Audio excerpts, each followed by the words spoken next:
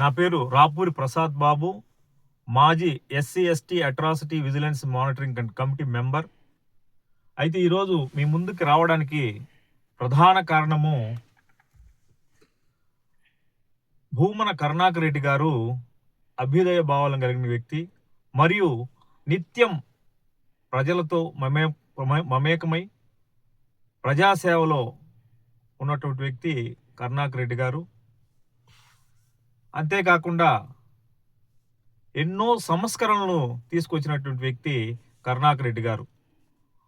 మొదటిసారిగా ఆయన తిరుమల తిరుపతి దేవస్థానం చైర్మన్గా ఉన్నప్పుడు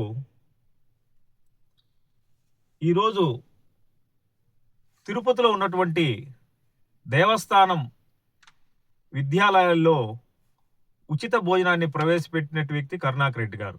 అంతేకాకుండా ఎస్వి భక్తి ఛానల్ అయితేనేమి అనేక సంస్కరణలు తీసుకొచ్చిన వ్యక్తి కరుణాకర్ రెడ్డి గారు. ముఖ్యంగా దళిత గోవింద్ అనే ఒక మహత్తర కార్యక్రమాన్ని తీసుకురావడం జరిగింది.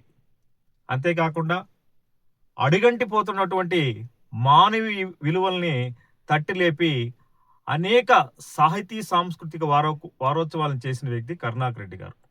అలాంటి మహోన్నత వ్యక్తి అయినటువంటి కరుణాకర్ రెడ్డి గారిని ఈ ఆల్మన్ రాజ్ అనే ఒక 420 నేను బీసీ నాయకుడిని అని చెప్పుకుంటూ విద్యార్థి నాయకులను అయితేనేమి, కుల సంఘాలను అయితేనేమి, వీళ్ళందరినీ మోసం చేస్తూ నిత్యం మద్యం సేవిస్తూ పేకాట ఆడుతూ ప్రజల్ని మోసం చేస్తున్నటువంటి వ్యక్తి ఆల్మన్ రాజ్. అలాంటి 420 వ్యక్తి కరుణాకర్ రెడ్డి గారి గురించి మాట్లాడుతుంటే హాస్యాస్పదంగా ఉంది. మిస్టర్ ఆల్మన్ రాజు, ఒకటి గుర్తుపెట్టుకో, కరుణాకర్ రెడ్డి గారి దగ్గర ఉన్నటువంటి ఆయన అభిమానులు ఒక్కొక్కరు ఒక్కొక్క మిసైల్స్ లాంటి వాళ్ళు. మిసైల్ అంటే 1,00,000 తుపాకీలతో సమానమైనటువంటిది ఒక మిసైల్. అంతేకాకుండా ఆయన కోసము ఒక్కొక్కరము మానవ బాంబులు అవడానికి కూడా సిద్ధంగా ఉన్నాం.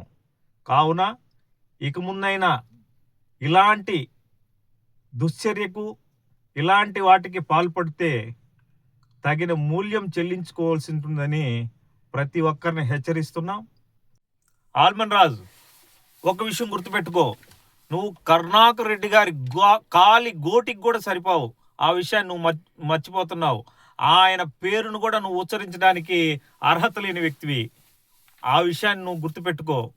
నీకు ఒక్క విషయం చెప్తున్నావు, మరొక్కసారి ఆయన్ని అవాకులు చవాకులు పేలితే నీకు తగిన శాస్తి జరుగుతుందని హెచ్చరిస్తున్నాం.